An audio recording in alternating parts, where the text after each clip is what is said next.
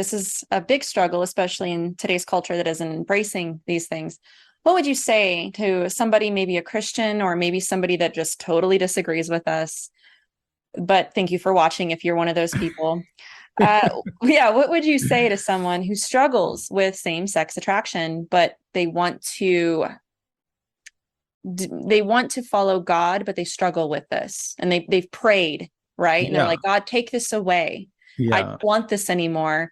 And they're on the verge of just accepting this is how I am, this is who I am, because God hasn't taken it away. What Mhm. words do you have for them?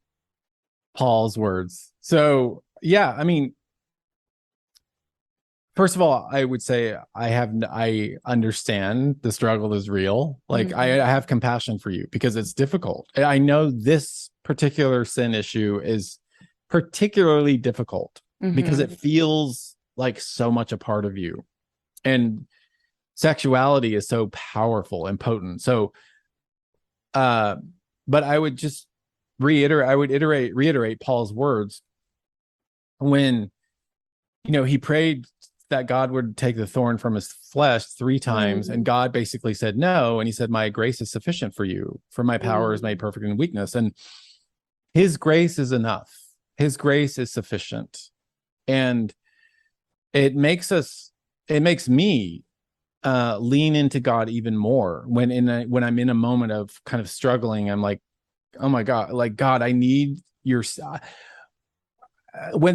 sometimes this happens when I have this kind of flash of sort of attraction, or I'm at a store or something, and I'm like, God, okay, what am I longing for right now? What am I really I'm longing for intimacy. And you're the one who can really give me intimacy. So I'm asking you now to give me intimacy by your Spirit. Like, fill that void in my heart right now. And what's crazy is he does. It's like a crazy thing. Like, I feel okay, like that. It just kind of goes away, that attraction. And so I would say, yeah, this life is a vapor. It's a mist, and it's not easy to be a follower of Christ. He never said it was going to be easy. These are called self-states. Self-state is a frame of mind, a state of mind. Lots of literature on, Jung called it a complex. And if we pay attention to this, we'll know where we are. Let's talk about the assertion. The assertion is, I'm feeling good and strong and confident. I feel connected to my feelings. I feel connected to others. I'm able to express myself. I know who I am. I'm grounded. I'm feeling secure. Usually, religious experience is in that category. I'm feeling good about life. I'm feeling good about me. I have a sense about me. Many of our clients have trouble staying in that assertion. Some of them have trouble even identifying it. I saw a man, a Pakistani actually, a Muslim, for the first time Thursday before I came here. And he couldn't relate to the assertive state. We had to spend about 15 minutes trying to recall it, and we were able to recall it, and I'll tell you how we get them to recall it. What I'm saying here is that you cannot go from assertion to homosexuality. When you are in your assertive state, when you're feeling good and grounded and solid and secure, it may come to you as a thought, but there's nothing compelling about it. You have to go from, and look at the arrows, from assertion to shame to gray zone to homosexual enactment.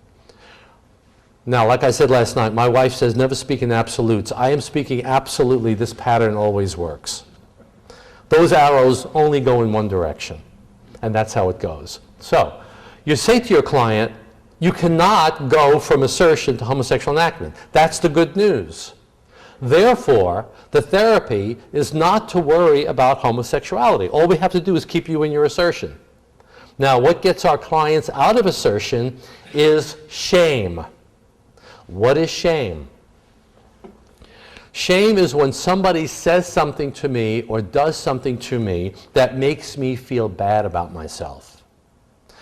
I'm talking, I'm engaging, and if anybody here is dealing with this issue, you can relate to it, and probably most people can relate to this.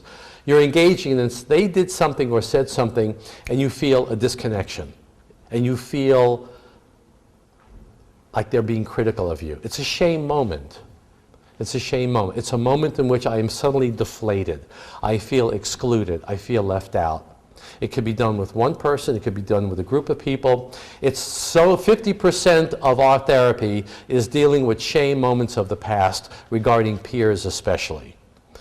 I did this, and then the teacher said that, and I felt embarrassed. I was humiliated. I was ill at ease. Remember we talked last night about the anticipatory shame posture. The guy with a homosexual problem is always anticipating the next shame moment. There's a lot of literature on shame. It's a very uncomfortable feeling. It's the feeling of exclusion, expulsion. Suddenly everybody, and everyone can relate. Everyone has a memory of a shame moment. Everything was going great, and suddenly I said something or did something, and then it looked like everybody was against me, and everybody was laughing at me, and I'm not sure why. And the question of why is this happening now is very much a part of the shame moment. The shame moment throws the client into the gray zone, better known as dissociation. Notice how the early pattern with the mother set this all up. Because when the mother dissociated, the kid drops. There's an affect collapse. Okay? When they're in their assertion, they feel solid and strong in their chest. If we had some videos, if I had time to do this, I'd show you videos of when the guy moves into his assertion, he feels strong and solid in his chest and in his shoulders. This is what we call somatic markers of assertion. So we teach our client, when you want to go to your assertion, feel that solid feeling in your chest, in your shoulders, and they get that. Then we show them a pornographic picture. I say, hold that and look at the picture. And there's no reaction. There's no reaction. Because you can't feel that assertion in your body and have a homosexual arousal. That's what's going to drive the gays nuts, because this is a total contradiction to their philosophy. Okay. The gray zone is blah, disconnected, shut down, depressed, vaguely irritable, lonely, negative thinking. And then from there, the idea pops of acting out. That's the pattern. On the side is grief. Grief does not fit that, what we call the preceding scenario, the sequence of events that lead the person to homosexual enactment. That's ASGZHE. That's the preceding scenario. So a client comes in and he'll say typically, and every client in reparative therapy has to memorize that, and they have to know where they are on that. So a client who's just beginning therapy will say, yeah, I acted out on Friday night. No, I acted out on Saturday night. Okay, fine. If you acted out on Saturday night, can you follow the sequence to go, I don't know. I can't, all I know is it suddenly occurred to me, I think I'm going to go act out. Acting out can mean anything, pornographic, whatever that means for the person. I said, well, let's do detective work. We call it detective work. When was the last time you were in your assertion? And they can't even remember when they were in the assertion. I go, well, let's see now. You acted out on Saturday night. How did you feel Saturday morning? Saturday morning, lousy. Yeah, I remember waking up. Okay, fine, you're in the gray zone. How did you feel Friday night? Friday night, what did I do Friday? They don't even remember, because they're in the gray zone. They don't remember, because they're out of it. Friday night, yeah, I stayed home. Okay, you're in the gray zone. What happened Friday morning? Friday morning. Oh, yeah, I remember. Friday morning, I felt pretty good. Good, all right. So you were in your assertion. Tell me about it. I woke up Friday morning. I was looking forward to having lunch with my friend. I was going to meet him for lunch, and everything was great. I did this, I did that around the house. I was looking forward to it. I went, I met him. And how was the meeting? The lunch was nice. We were talking.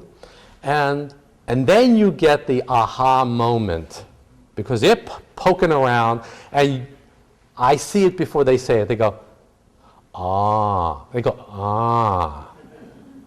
The aha moment. Well, they say, it's very interesting because sometimes they get the wrong moment. They go, well, I think it was this, but the affect is not there. They go, then they get it. Okay, what was it? I was having lunch with Tony, straight guy. If he's Tony, he's got to be a straight guy, right? I mean, who are we kidding? If it was Stephen, that's another story. But anyway, it was Tony. And I was talking to Tony, and I was talking to him about something very important to me, and I was telling him, and he was very interesting, and suddenly his cell phone went off, and he started talking to someone. And I felt the drop. It's that simple. I feel, because they've been sensitized from childhood to malattunement means drop, collapse.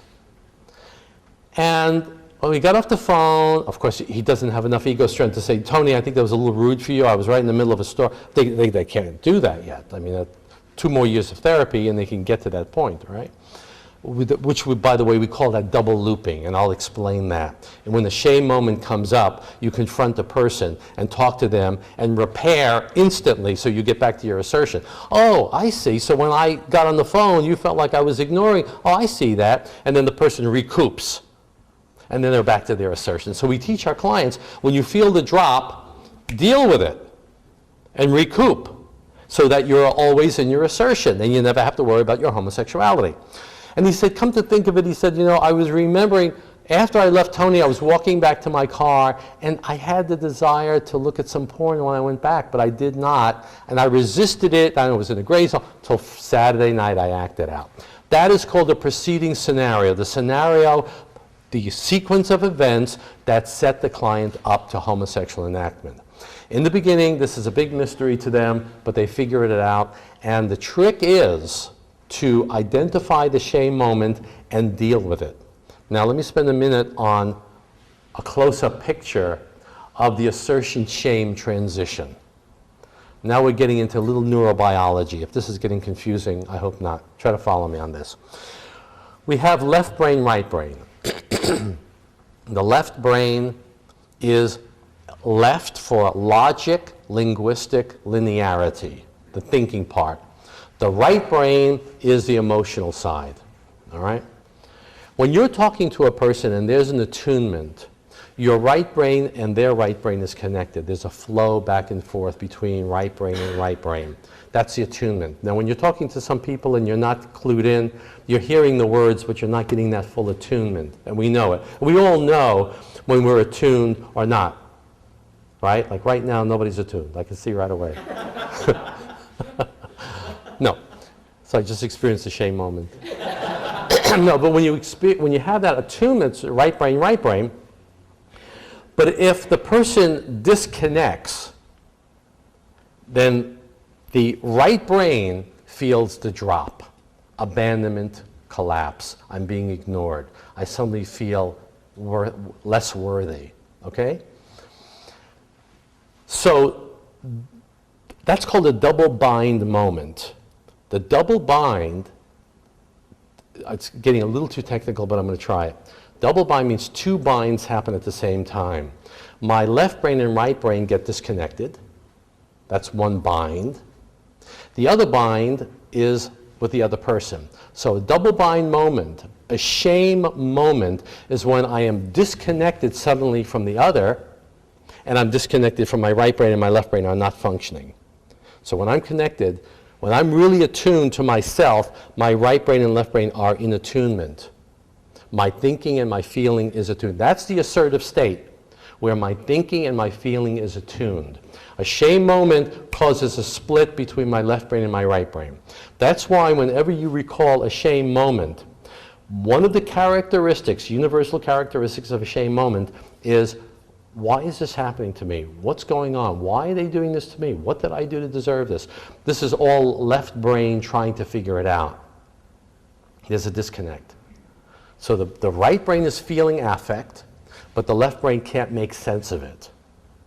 Okay, that is a shame moment. And then we'll talk a little later about how we do EMDR, stimulating left brain, right brain, left brain, right brain, on traumatic moments to recoup it. Talk about that later. Okay, so that's a double bind. A double loop is the person says, wait a minute, I'm just experiencing something going on here. This person just did that, and I'm feeling like this. I identify it and have the courage, which is a big issue for our clients, to say it. Hey, right now when you just did that, I felt blah, blah, blah. Now, if the person is receptive, they'll say, oh, you mean when I just did, oh, okay, I'm sorry. It doesn't even have to apologize. All it has to do is acknowledge it. And then there's a reconnection. So now I'm reconnected to the person, and my left brain and right brain are going again. The circuitry is back to normal. Now, sometimes you have a friend who goes, well, what are you blaming me for? It's your problem. In other words, he refuses to double loop. So we teach our clients, those are people that are not good for you. Those are people who will shame you and not take responsibility. So part of the therapy is learning who to be friends with. You see, they become, and if you work with this population, you'll know what I'm talking about. They don't know who are healthy people to hang out with. They hang out with people that get dependent upon. People that use them, people that ignore them, they become dependent.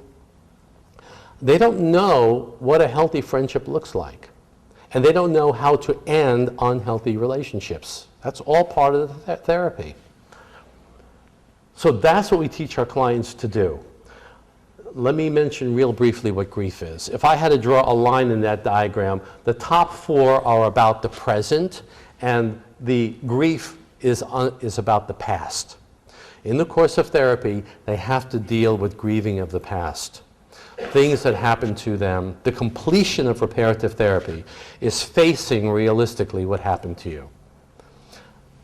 The kind of parents I had, the kinds of experiences I went through, the difficulties I had in teenage years. I did not have a normal teenage like a lot of kids did. I didn't enjoy my life when I was growing up.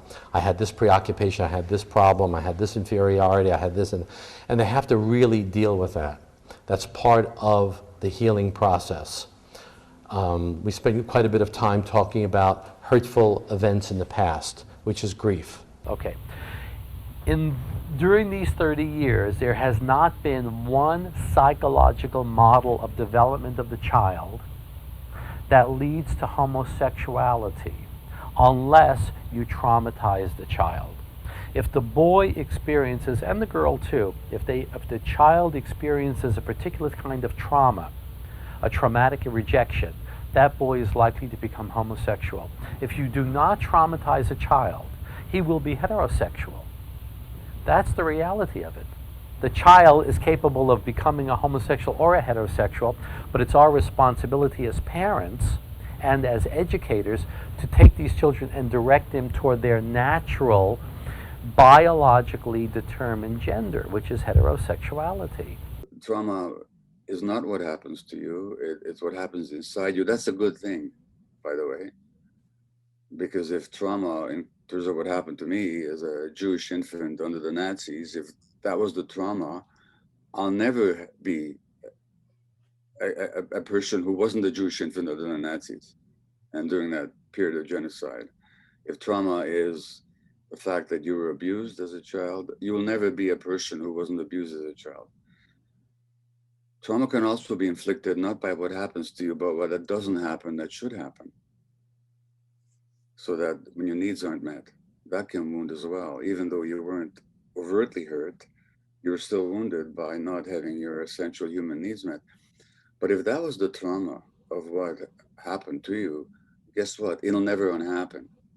But if trauma is what happened inside you, the wound that you sustained, the meaning you made of it, the way you then came to believe certain things about yourself or the world or other people.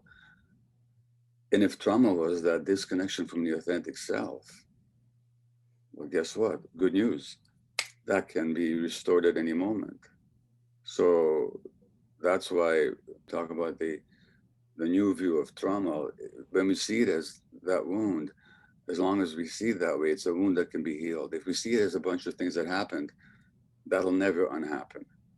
But we don't have to, the biggest lesson for me, and one I continue to have to learn, is that we don't have to allow it to define our lives, how we see ourselves, how we see the world, how we relate to the world, other people, How do you relate to possibility?